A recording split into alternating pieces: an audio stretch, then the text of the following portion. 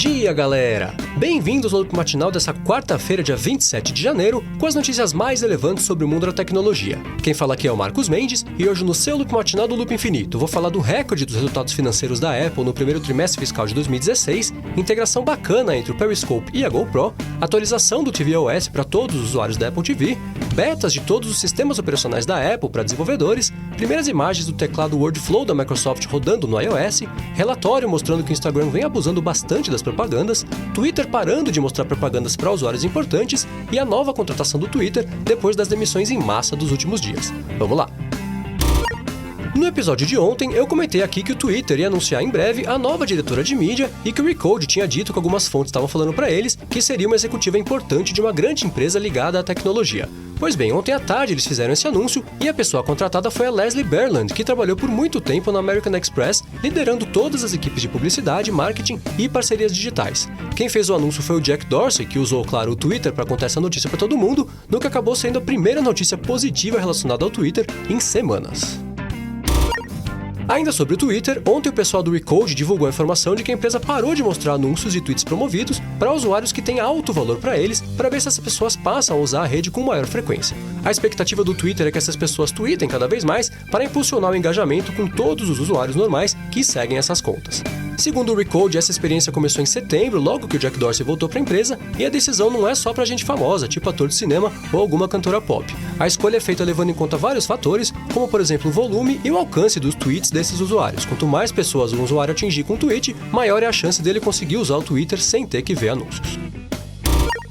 E falando em anúncios, quem não vem se preocupando nem um pouco com o volume de porcaria que infesta as timelines da galera é o Instagram. Isso porque, de acordo com uma rede de publicidade digital chamada Brand Networks, os relatórios deles apontam um aumento impressionante do número de propagandas que eles serviram nos últimos 6 meses. Enquanto em agosto eles tiveram 50 milhões de visualizações, em setembro foram 100 milhões e em dezembro foram 670 milhões de propagandas entregues e medidas por eles, fora de outros serviços semelhantes. Se você pensou em fazer a conta, não precisa porque eu fiz ela pra você. No espaço de 5 meses, o Instagram aumentou em 13 vezes o volume de propagandas exibidas para alegria do setor financeiro do Facebook e desespero dos usuários. A título de curiosidade, hoje o Instagram tem mais ou menos 400 milhões de usuários ativos, mas não vai ser surpresa para ninguém se esse número começar a cair caso o Instagram continue fazendo esse spam descontrolado na timeline da galera.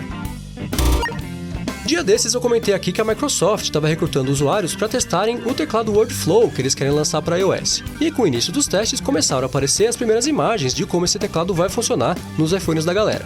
O The Verge teve acesso ao beta do Wordflow e publicou ontem uma imagem interessante que mostra o teclado disposto em formato de arco ancorado em um dos cantos da tela, o que facilita a digitação e o alcance de todas as teclas usando uma mão só, mesmo que a pessoa tenha um iPhone do modelo Plus. Fora esse modo de digitação com uma mão só, o resto do teclado é bem parecido com a versão do Windows Phone, com sugestões de palavras, emojis e a opção de arrastar o dedo na tela para compor palavras, que é uma coisa que bem que podia ter no teclado nativo do iOS, né? Ainda não existe nenhuma previsão muito certa de quando a Microsoft vai lançar esse teclado, a informação é só que ele deve chegar nos próximos meses, e em seguida eles devem passar a adaptar o Wordflow para Android, que deve chegar na Play Store entre a metade e o final de 2016. A Apple liberou para os desenvolvedores novas versões beta dos sistemas operacionais dela e pouco a pouco as novidades e as mudanças têm aparecido. A maior novidade do primeiro beta do iOS tinha sido o modo noturno, que inclusive eu venho usando e tenho gostado bastante, e agora nesse segundo beta apareceu um atalho para ativar esse modo noturno direto da central de controle, o que certamente vai ser uma bela mão na roda. Outra novidade legal que apareceu foi na tvOS, que é o sistema operacional da nova Apple TV, e agora ela finalmente vai ter suporte à biblioteca de fotos do iCloud e também às Live Photos. No beta anterior do OS X apareceu o suporte às Live Photos no app de mensagens do Mac, e agora no segundo beta da tvOS apareceu o suporte às Live Photos lá também. Ainda em relação ao tvOS, a Apple liberou para todos os usuários a versão 9.1.1 do sistema, que devolveu para a Apple TV o aplicativo de podcasts, ó que legal. Agora dá para todo mundo ouvir o loop matinal direto da TV. Aliás, ontem quando eu estava fazendo o roteiro desse episódio, eu ia perguntar aqui quem ia ser o primeiro a tweetar uma foto mostrando o loop matinal passando na TV, mas o ouvinte Danilo Requena foi mais rápido e ontem mesmo à tarde ele já mandou uma foto da TV dele com o loop matinal passando ali grandão. Agora a dúvida que fica é, quem vai ser o próximo, hein? Vou ficar de olho. Ontem o Periscope anunciou uma novidade bem legal em parceria com a GoPro, e agora todo mundo que tem uma GoPro Hero 4 Black ou uma Hero 4 Silver vai conseguir fazer transmissões ao vivo direto do Periscope no iOS usando a GoPro. O Periscope reconhece a GoPro quando ela está lá conectada no iPhone, e aí na hora de começar a transmissão aparece a opção de usar a GoPro para capturar o vídeo ao invés de usar a câmera do iPhone. Essa novidade é bem legal para skatistas, surfistas e esportistas em geral, porque descomplica todos os aspectos de uma transmissão ao vivo, mas mantém a qualidade e o poder da GoPro. E pro Twitter, que é dono do Periscope, isso é ótimo também, porque garante uma longevidade bacana pro Periscope, associando ele a uma coisa que bastante gente usa e mais gente ainda gosta de consumir, que é a prática de esportes em primeira pessoa.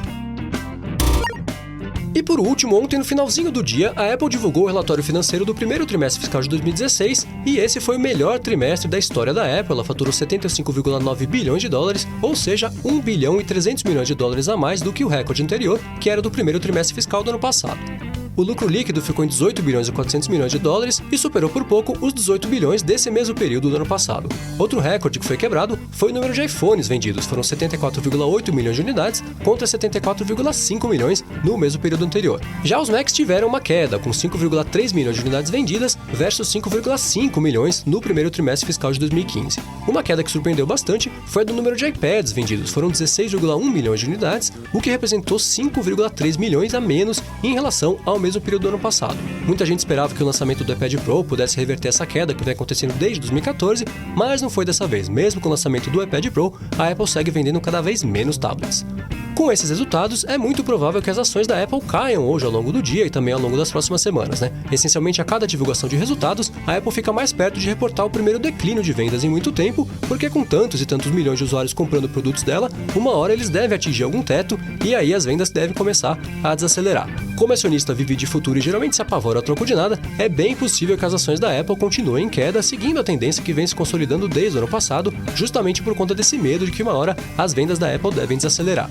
A diferença é que dessa vez a própria Apple já começou a preparar o mercado para esses resultados. Para a divulgação dos números do próximo trimestre fiscal, ela disse que projeta que o faturamento vai ficar entre 50 e 53 bilhões de dólares, o que é um valor menor do que o do mesmo período do ano passado. Na época, ela faturou 58 bilhões de dólares. Caso isso de fato aconteça, o próximo trimestre fiscal deve ser o primeiro trimestre de retração da Apple nos últimos 13 anos. É isso aí, galera. O Loop Matinal do Loop Infinito vai ficando por aqui. Os links das notícias de hoje vocês encontram aqui na descrição do episódio e também lá no soundcloud.com/loopmatinal e no youtube.com/loopmatinal. Se você quiser falar comigo no Twitter, procura por MVC Mendes que eu tô sempre por lá. Obrigado a todos pela audiência, não deixe de se inscrever lá no canal do Loop Infinito no YouTube e eu volto amanhã de manhã. Falou!